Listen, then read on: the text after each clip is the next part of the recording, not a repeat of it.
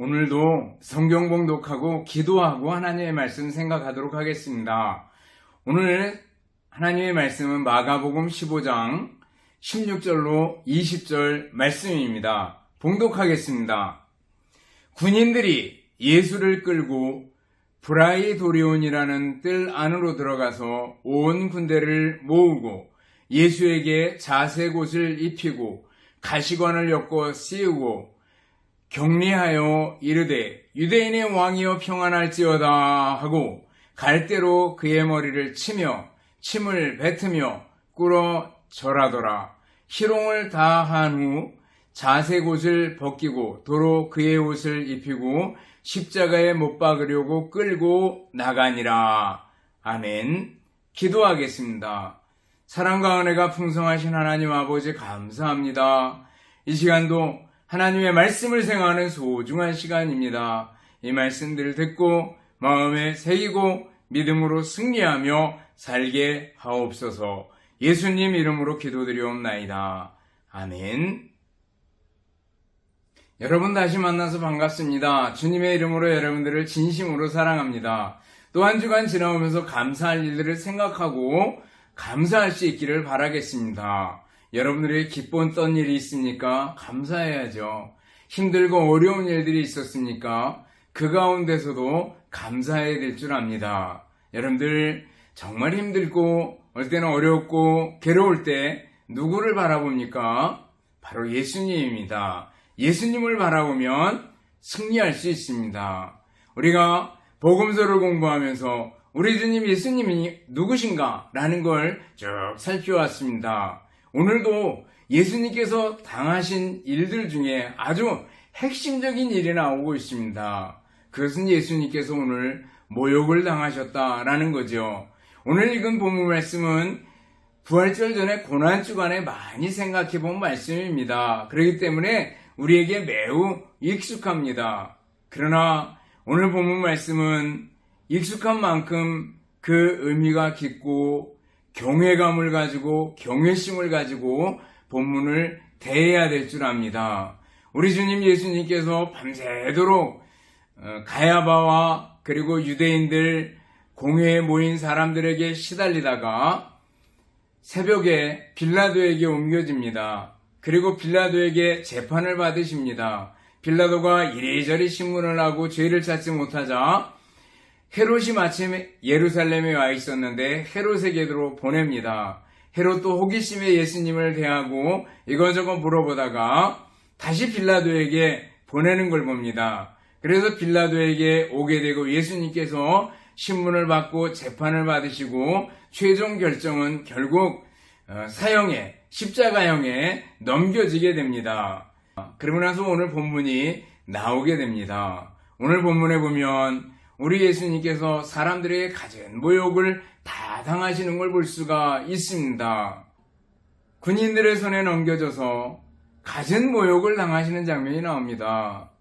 홍포를 입힙니다. 왕이다 이거죠. 손에 갈대를 쥐어줍니다. 왕의 홀이죠. 유대인의 왕이니까 홀을 가져야 된다라는 겁니다. 그리고 침을 뱉습니다. 갈대를 빼앗아서 머리를 때립니다. 그리고 조롱합니다. 유대인의 왕이여 평안할지어다 하면서 격리합니다. 무릎 꿇고 절합니다. 온갖 조롱을 다 하는 걸 볼 수가 있습니다. 우리 예수님께서는 묵묵히 그 고난을 참으시는 걸 볼 수가 있습니다. 오늘 본문 속에서 우리들이 예수님이 어떤 고난을 받으셨는가 그 고난의 실상을 생각해보고 고난의 의미를 생각해보고 우리는 어떻게 살아가야 할 것인가 라는 걸 생각해 봐야 할 줄 압니다. 예수님께서 받으신 그 고난의 정도와 실상을 생각하는 것은요, 경외심을 가지고 두려움을 가지고 대하지 않을 수 없습니다.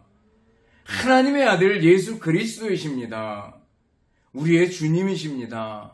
그런데 그분이 하찮은 인간들에게 갖은 모욕을 다 당하시는 걸 볼 수가 있습니다. 오늘 본문 이전에 어떤 일이 있었습니까? 예수님께서 한잠도 못 주무시잖아요. 그리고 극도로 피곤하신 상태로 하찮은 인간들에게 이리저리 끌려다니는 걸 볼 수가 있습니다. 겟셋마네 동산에서 잡혀서 안나스에게 그리고 가야바의 법정에 산헤드린 공회 앞에서 빌라도에게 헤롯에게 다시 빌라도에게 이리저리 밤부터 아침까지 끌려다니는 것을 볼 수가 있습니다. 그 중간중간 계속해서 모욕과 멸시, 빈정거림을 받으시는 걸 볼 수가 있습니다. 예수님께서 재판하려는 사람들 모두가 다 한결같이 탐욕스럽고 그리고 잔인하고 욕심쟁이들인 것을 볼 수가 있습니다. 안나스는요 대제사장이었습니다. 전직 대제사장이죠. 주 6년부터 주 15년까지 대제사장으로 있었습니다. 후에 자기 아들과 사위를 대제사장으로 앉혀서 계속 이어가도록 한 사람입니다. 대제사장은 물론 총독에 의해서 임명되었지만 그 권한을 놓기 싫어가지고 자기에게서 자기 사위에게 아들에게 계속 넘겨주는 걸 봅니다. 역사 기록을 보면은요, 안나스는 59대 대제사장이었습니다. 6년부터 15년까지 다스렸습니다. 그리고 이스마엘이라는 사람이 60대 대제사장으로 잠시 다스립니다. 그랬다가 그 장남, 안나스의 장남이 엘르아살인데 61대입니다. 15년부터 17년까지 3년을 다스립니다. 그 다음에 시몬이라는 사람이 잠시 62대 대제사장으로 있다가 가야바가 대제사장으로 들어서게 됩니다. 그래서 63대 대제사장이 됐고 18년부터 36년까지 바로 예수님을 재판했던 안나스의 사위죠. 그리고 64대는 요나단이었습니다. 36년부터 37년까지 안나스의 둘째 아들입니다. 그 다음에 65대는 안나스의 셋째 아들 데오빌로가 37년부터 41년까지, 그리고 마띠아라는 안나스의 넷째 아들이 42년부터 43년까지 66대 대제사장으로 서게 됩니다. 그리고 안나스 2세, 안나스의 다섯째 아들인데 67대 대제사장으로 63년에 3개월간 대제사장으로 있게 되는 걸 볼 수가 있습니다. 그러니까 무려 35년 동안 자기와 그리고 사위와 그리고 그 아들들이 돌려가면서 대제사장을 하고 있었습니다. 거기에는 이권이 개입되어 있었고 권력이 개입되어 있었고 누리고 싶은 모든 것들을 종교적인 최고의 권력을 가지고 행사했던 것을 볼 수가 있습니다. 하나님을 경외하는 신앙과는 상관이 없었습니다. 돈과 권력 속에서 온갖 악행을 저지르는 인간들이었습니다. 이들이 대제사장이라고 서 있었다라는 거예요. 종교 지도자들이었다라는 거예요. 중세의 교황들이 그랬고요. 현대에도 자칫하면 종교 지도잡내 하는 사람들이 이 함정에 그대로 빠져들 수가 있다라는 걸 볼 수가 있습니다. 또 누가 있습니까? 빌라도가 있죠. 유대와 그리고 사마리아 지방, 이두메 지방을 다스리던 유대 총독이었습니다. 청선적으로 고집불통이었고 그리고 잔인함이 혼재되어 있는 빌라도였습니다. 헤롯은 갈릴리 지방을 다스렸는데 마침 예루살렘에 와 있었습니다. 예수님이 갈릴리 지방 사람인 것을 알고 빌라도가 헤롯에게 잠시 보냅니다. 우리가 잘 아는 대로 헤롯 안디바는 잔인합니다. 그리고 세례 요한을 죽였던 헤롯이었던 것을 볼 수가 있습니다. 이런 잔인하고 탐욕스러운 인간들에게 이리저리 끌려다니면서 부당하게 재판을 받고 그리고 고소를 당하고 조롱을 당하고 하는 모습을 볼 수가 있습니다. 누가요? 우리 주님 예수님께서. 우리 주님 예수님께서 이런 고통을 당하시다니 단순히 여기서 우리가 슬퍼하고 안쓰러워하고 하는 정도에서 끝나지는 안 될 줄 압니다. 과연 우리 주님 예수님이 어떤 분이신가? 또 왜 이런 고난을 받으셨는가? 라는 것들을 생각하면서 넘어가야 될 줄 압니다. 그리고 오늘 본문으로 넘어와 보시기 바랍니다. 지금 어떤 고난을 당하고 있습니까? 찬찬히 훑어보셔요. 16절 상반절에는 끌고 그랬습니다. 포성줄에 묶인 채로 예수님이 끌려다니시는 걸 볼 수가 있습니다. 끌고 갔다라는 거예요. 예수님을 끌고 갔대요. 16절 중반절에 보면 브라이도리온이라는 뜰 안으로 들어가서 그랬습니다. 브라이도리온, 프라이토리움이라는 장군의 본부를 가리키는 말이었습니다. 원래 사령부나 막사를 가리키는 말이었는데 후에 지방 관리의 관정을 가리키는 말이 되었습니다. 총독의 관저겠죠. 그 안에 군인들이 삥 둘러쌉니다. 군인들이 삥 둘러쌌을 때 얼마나 거칠고 어떻게 사람을 대했을까라는 건 짐작이 가지 않습니까? 그리고 나서 15절에 있는 말씀 보면 채찍질에 넘겨줬다 그러는데 누가 보면 예수님께서 거기서 채찍에 맞으십니다. 패션 오브 크라이스트, 그리스도의 순환이라는 영화를 보면 그 채찍에 맞는 장면을 너무 적나라하게 묘사해 놓는 것을 볼 수가 있습니다. 로마의 채찍, 그 짤막한 막대기 손잡이에 몇 개의 가죽끈을 달아서 만들었습니다. 끝부분에는 나비나 청동조각, 그것으로 뾰족한 긴 뼈 조각에 붙어 있거나 쇳덩어리를 붙여놨던 걸 볼 수가 있습니다. 때릴 때 죄수의 옷을 벗기고 몸을 숙이게 하고 등을 때렸습니다. 보통 양쪽에서 두 사람이 때렸다고 얘기를 합니다.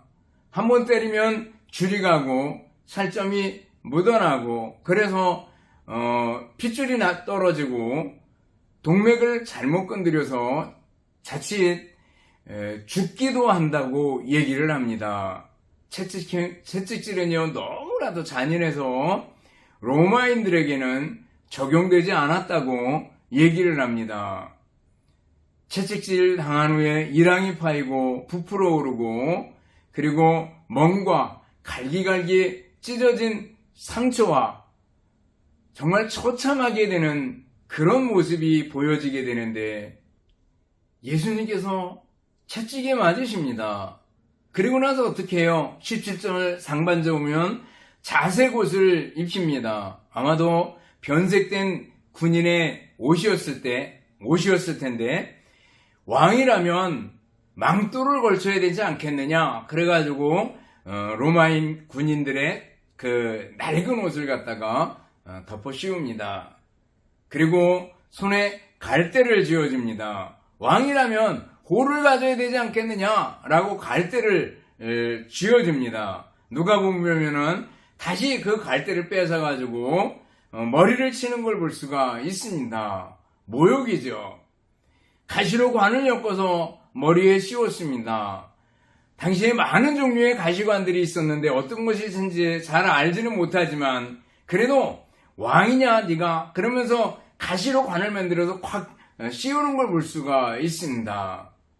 의도적으로 조롱하고 동시에 아프게 하려고 가시관을 씌우는 걸 볼 수가 있습니다.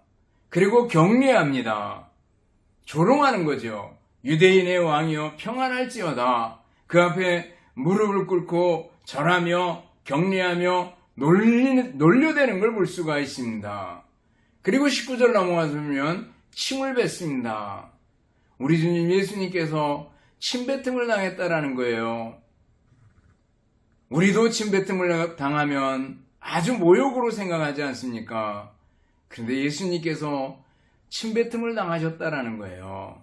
우리 주님께서 당하신 모욕들 한 단어, 한 문장, 한 부분 살펴보면 야, 우리 주님 예수님께서 정말 많은 고난을 당하셨구나라는 걸 알 수가 있습니다. 그러고 나서 희롱을 당한 후에 어떻게 합니까? 오늘 본문 2부에 보면 골고다로 끌고 가서 십자가에 못 박는 것을 볼 수가 있습니다. 채찍질과 조롱, 가시관과 침뱉음, 끌려다니심, 그리고 십자가에 못 박히시고 매달리심, 6시간 동안 고통당하시고 죽으심, 어느 것 하나 우리가 상상하기조차 힘들 정도입니다. 우리는 두려움을 가지고 예수님의 십자가를 대하고 모욕을 대하는 우리들이 돼야 될 줄 압니다. 우리 주님 예수님께서 당하신 그 모욕, 그 십자가 두려움으로 대해야 된다는 거예요. 그러면은 예수님의 고난의 의미는 뭡니까? 예수님께서 왜 고난을 당하셨는가? 그것은 이사야 53장 우리가 자주자주 살펴보잖아요. 그가 찔림은 우리의 허물을 일하며 그가 상함은 우리의 죄악 때문이라. 그가 징계를 받음으로 우리가 평화를 누리고 그가 채찍에 맞음으로 우리가 나음을 받았도다. 우리는 다 양 같아서 그릇 행하여 각기 제 길로 갔거늘 여호와께서는 우리 무리의 죄악을 그에게 담당시키셨도다 그랬습니다. 내가 찔려야 되고 내가 상해야 되고 내가 모욕을 당해야 되는데 예수님께서 대신 당하셨다라는 것을 얘기해주고 있습니다. 대속의 교리죠. 예수님께서 대신 감당하셨다라는 거예요. 대신 값을 치르셨다라는 거예요. 이 말씀은요, 성경에 보면 자주자주 얘기합니다. 베드로전서 2장 24절 보면 친히 나무에 달려 그 몸으로 우리 죄를 담당하셨으니 이는 우리로 죄에 대하여 죽고 의에 대하여 살게 하려 하심이라. 그가 채찍에 맞음으로 너희는 나음을 얻었나니 그랬습니다. 베드로전서 3장 18절 보면 그리스도께서 단번에 죄를 위하여 죽으사 의인으로서 불의한 자를 대신하셨으니 이는 우리를 하나님 앞으로 인도하려 하심이라. 육체로는 죽임을 당하시고 영으로는 살리심을 받으셨으니 라고 말씀하고 있습니다. 단번에 우리를 위해서 죽으시고 불의에 대해서, 죄에 대해서 죽고 의에 대해서 살게 하려고 하셨다라고 말씀하고 있습니다. 고린도후서 5장 21절도 마찬가지입니다. 하나님이 죄를 알지도 못하신 자를 우리를 대신하여 죄로 삼으신 것은 우리로 하여금 그 안에서 하나님의 의가 되게 하려 하심이라 그랬습니다. 갈라디아서 3장 13절 보면 그리스도께서 우리를 위하여 저주받은 바 되사 율법의 저주에서 우리를 속량하셨으니 기록된 바 나무에 달린 자마다 저주 아래 있는 자라 하였음이라.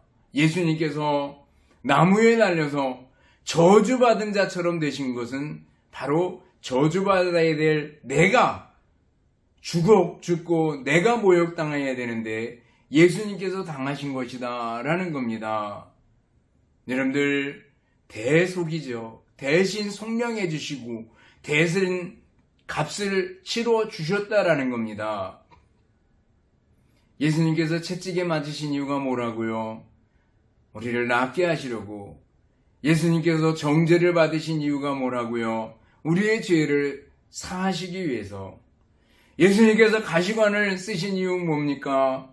우리가 영광의 면류관을 쓸 수 있도록 해주시려고. 옷을 벗긴 이유가 뭡니까? 우리에게 새 옷, 의의 옷을 입혀주시려고. 예수님께서 가진 조롱과 모욕을 당하신 이유가 뭡니까? 우리에게 명예를 주시려고. 하나님의 자녀다, 천국의 시민이다 라는 명예를 주시려고 예수님께서 가진 모욕을 다 당하셨다라는 겁니다. 우리는 다시금 예수님이 대신 당하신 대속의 의미를 깊이 생각하고 묵상하고 마음에 새기고 살아가는 우리들이 되어야 될 줄 압니다. 그렇다면 예수님께서 당하신 고난을, 순환을, 또 십자가를 대하는 우리는 어떤 자세를 가져야 됩니까? 첫 번째는요, 믿음과 회개입니다. 우리 주님께서 원하시는 것은 너희들 나를 믿어라 라는 거예요. 벳세다, 고라신, 가버나움, 예루살렘 이런 도시들에서 예수님께서 많은 기적들을 행하셨고 많은 말씀들을 가르쳤는데 그들을 책망하십니다. 화 있을진저 벳세다야, 화 있을진저 고라시나, 내가 소돔과 고모라에서 이 일을 했다면 그들이 지금까지 견뎠을 것이다 라고 말씀하시잖아요. 예수님께서 원하시는 건 뭐예요? 회개하고 돌아서서 나를 믿어라라는 겁니다. 예수님께서는 예수님 믿기를 원하십니다. 우리가 하나님을 등지고 가던 길에서 하나님께로 돌아서서 예수 그리스도를 믿고 영접하기를 원하신다라는 거예요. 여러분들 예수님을 믿습니까? 믿으시는 줄을 압니다. 잘하셨습니다. 예수님 믿고 살 수 있기를 바랍니다. 가던 길에서 돌아서서 회개하고 돌아서서 예수님께로 돌아설 때 우리 주님 예수님께서 우리를 받아주셔요. 잘했다. 잘했다. 내게로 오길 잘했다. 내가 너의 보호자가 되어주고 내가 너의 피난처가 되어주겠다 라고 말씀해 주시는 겁니다. 여러분들 예수님 믿고 회개하는 것이 예수님이 당하신 모욕과 예수님의 십자가를 대하는 우리들의 자세가 되어야 됩니다. 또 예수님이 당하신 모욕과 예수님의 십자가를 대하는 우리들의 자세는 어떻게 됩니까? 감사와 찬송이죠. 무조건 감사해야 됩니다. 무조건 찬송해야 됩니다. 여기 대해서 이유나 토를 달 필요가 없습니다. 여러분들 우리 주님 예수님을 향해서 찬송하는 여러분들 되시고 감사하는 여러분들이 될 수 있기를 바랍니다. 혹여라도 감사와 찬송을 잃어버렸다면 다시 한번 순환당하시고 고난당하시는 예수님, 모욕당하시는 예수님, 십자가의 예수님을 바라볼 수 있기를 바랍니다. 그리고 그 모욕과 그 순환과 그 십자가가 바로 내가 당해야 되는 건데 예수님께서 당하셨다라는 걸 생각하고 감사하고 찬송할 수 있는 우리들이 되어야 될 줄 압니다. 또 예수님의 모욕과 예수님의 순환과 십자가를 대하는 우리들은 어떻게 해야 됩니까? 예수님의 발자취를 따라가야 됩니다. 예수님을 본받는 우리들이 되어야 됩니다. 베드로전서 2장 21절 보면 이를 위하여 너희가 부르심을 받았나니 그리스도도 너희를 위하여 고난을 받으사 너희에게 본을 끼쳐 그 자취를 따라오게 하려 하셨느니라 말씀하고 있습니다. 우리에게 본을 끼쳤대요. 우리에게 모범을 보이셨대요. 그래서 우리로 하여금 예수님을 따라오도록 만드셨대요. 예수님의 사랑을 본받고 예수님의 마음을 본받고 예수님이 어떻게 말씀하셨을까라는 것들을 생각하면서 살아가는 우리들이 되어야 될 줄 압니다. 예수님을 본받는 사람 되어야 된다는 겁니다. 주의 발자취를 따름이 어찌 즐거운 일 아닌가. 주의 발자취를 따르는 길이 참된 그리스도의 길입니다. 우리가 복음서를 공부하고 예수님을 더 알기 원하는 건 뭐예요? 예수님을 닮기 원하는 겁니다. 예수도 알기 원함은 크고도 넓은 은혜와 예수도 알기 원함은 왜요? 예수님을 닮아가려고 하는 겁니다. 여러분들 어제보다는 오늘이 오늘보다는 내일이 예수님을 점점 더 깊이 알아가고 닮아가는 우리들이 되어야 되지 않겠습니까? 작년보다 올해가 더 예수님을 닮고 올해보다 내년이 더 예수님을 닮아가는 우리들이 되어야 되지 않겠는가라는 거예요.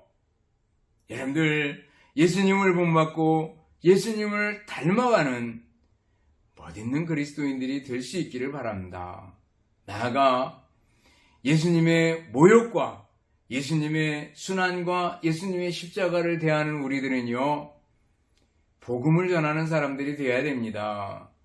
예수님의 모욕과 예수님의 십자가, 이 길은 바로 예수님이 우리의 구원을 위해서 열어놓는 길입니다. 인류 구원을 위해서 당하신 일입니다.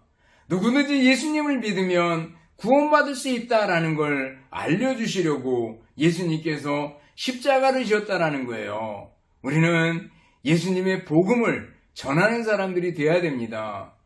너는 때를 얻든지 못 얻든지 항상 힘쓰라고 말씀하고 있습니다. 복음 전하기를 위해서 힘쓰는 우리들이 되어야 될 줄 압니다. 한국 초대교회 역사에 나오는 고찬익이란 장로님이 계십니다. 35세의 고찬익은 게일 선교사님을 만나서 전도지를 받았습니다. 야곱에 관한 행적이 적혀 있었습니다.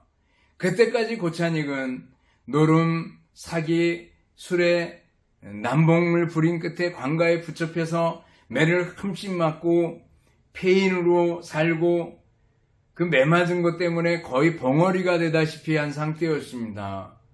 계일 선교사님한테 전도지를 받는 그날 이 고찬익은 잠을 자려고 하는데 잠을 잘 수가 없습니다. 그러다가 깜빡 잠이 드는데 한 흰옷 입은 노인이 꿈에 나타나서 내 이름이 무엇이냐 이렇게 물었습니다. 그때까지 이름도 없었습니다. 그냥 그래서 저는 고가이오입니다. 싸움꾼이고 술꾼이고 망난입니다.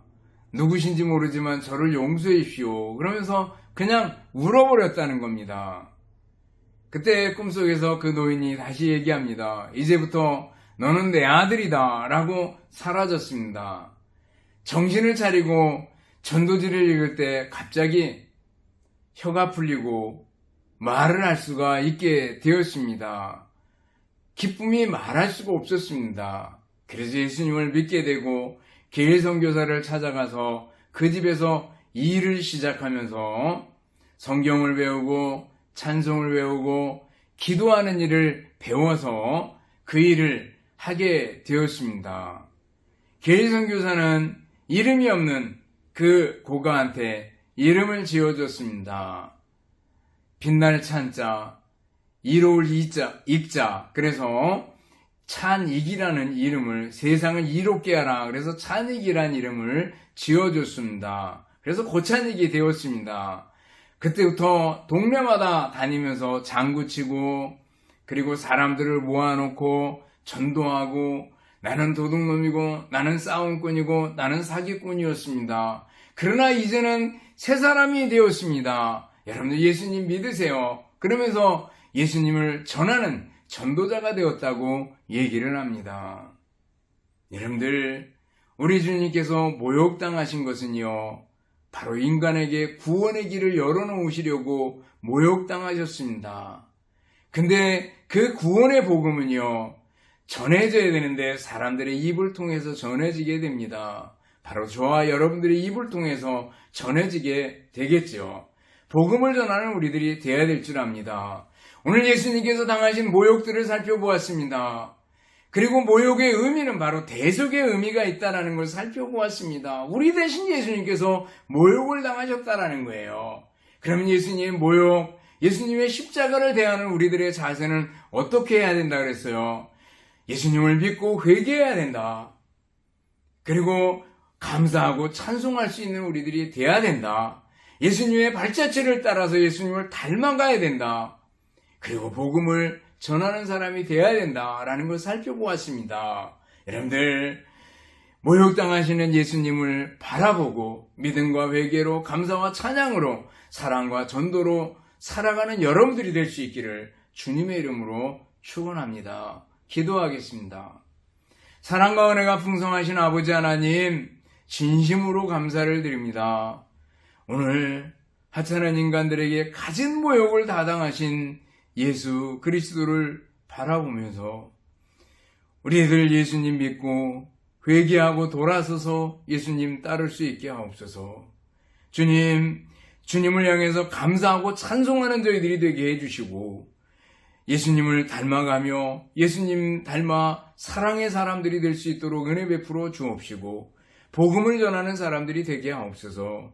저희들을 불쌍히 여겨주시고 예수님이 당하신 그 모욕, 경외감을 가지고 늘 대하고 두려움으로 대할 수 있도록 은혜 베풀어 주옵소서. 감사드리오며 예수님 이름으로 기도드리옵나이다. 아멘. 축도하겠습니다.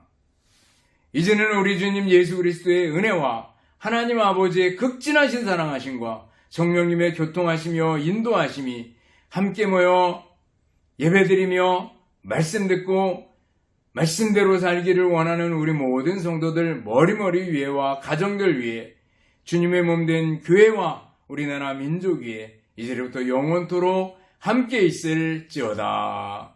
아멘.